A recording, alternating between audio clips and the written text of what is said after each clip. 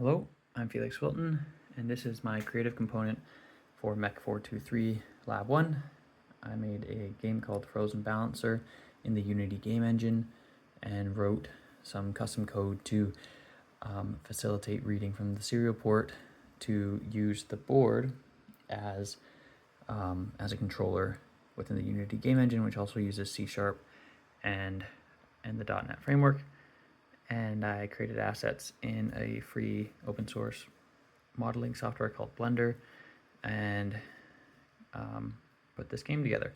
So to demonstrate capabilities, I have this board here, and if I move it around, I can rotate this test object in 3D space, and you can see that it's clamped at a certain rotation. If I keep going further, it won't rotate, but then it comes back to normal. And I have a couple controls over here. So one is smooth motion, one is clamp rotation. These are both things I've had to develop as part of my serial reading library to make control more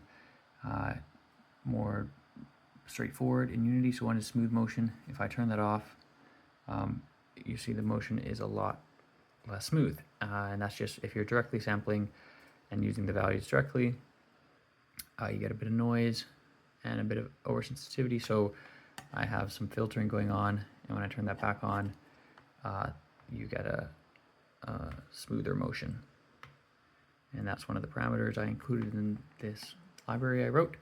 And then also I have clamp rotation turned on, and that is because just getting the normal vector of this board is not quite enough to fully define the rotation of the 3D object. And if I flip it over, you start getting some weird behavior where it doesn't know where with that up vector it should rotate to. So by clamping the rotation, you just get more realistic behavior. And it also, in the game I created, I didn't need more than a small kind of range of motion. So those are the two parameters I built into my serial port library.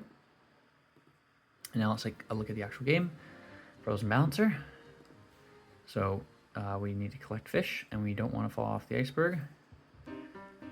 And so because I had the board tilted when I clicked, the penguin immediately fell off the iceberg, which is a good chance. What we can see, I became Orca Lunch, and I collected 0 fish. So now if I retry and pick up the board in time, I can move the iceberg, and there's some physics driving this little penguin around.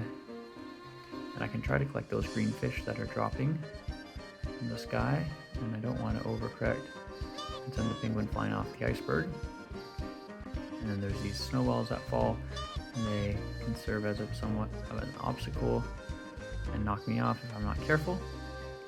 And the fish do despawn after a limited amount of time, or they can fall in the water and despawn as well. And if I'm patient and careful, I can collect these fish and avoid becoming Orca Lunch. Maybe I should show the actual board being used to control. If I lean, just want to be careful I don't build up too much momentum. And because it is physics driven, I can launch the penguin off, which also results in me becoming Orca Lunch. This time I collected 7 fish. So that's the game. Thank you very much for watching, and I hope you enjoyed it.